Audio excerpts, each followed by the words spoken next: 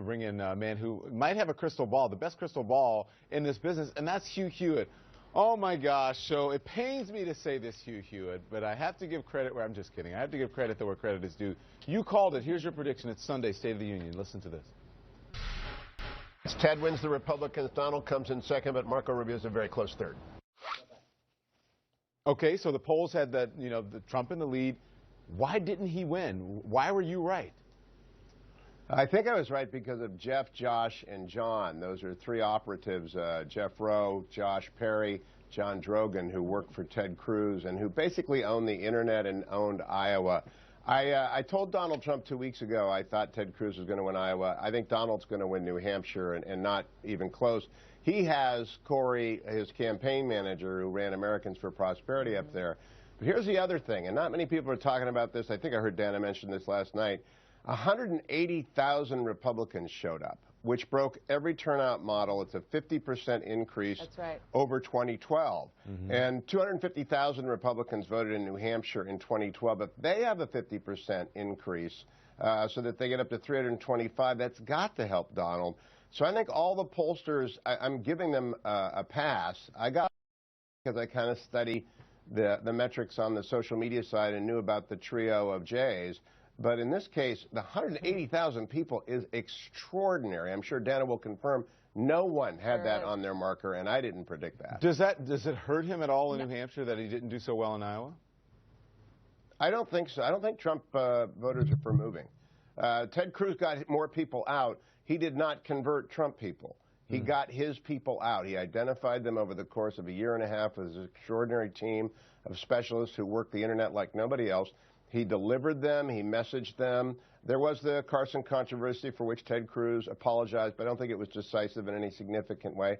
Marco Rubio did a more traditional air war, and that might help him in New Hampshire. But I also say, I'll be interested in what you two think.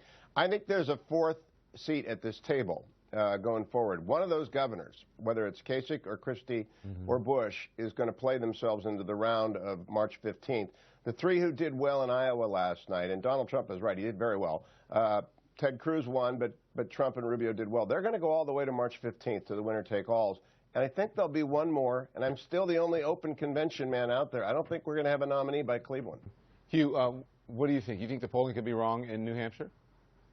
Oh, completely. The turnout model is if we continue to maintain a 50% surge in turnout, then every polling model that has been used to date is wrong. And this isn't a new phenomenon. Matt Bevin was supposed to lose in Kentucky by 4. He won by 9 in November. The Israeli conservatives, the Likud was supposed to lose. They won. The British conservatives were supposed to lose. They won. In 2014, Tom Cotton was allegedly tied with Mark Pryor. He beat him by 17 points. Mitch McConnell was allegedly tied. He won by 17 points. It's not that they're trying to get it wrong. It's just that the science it's an art. No one answers the phones anymore. And I will go back to this idea that people do not shift very easily once they've made up their mind. But in New Hampshire, there is a tradition of not making up your mind. And so South Carolina is going to be a lot easier to predict. I just think that we're going to get there with 4, maybe 5 people. And I'll add one other thing. The 3 guys who won last night all have money. Ted Cruz has deep-pocketed money.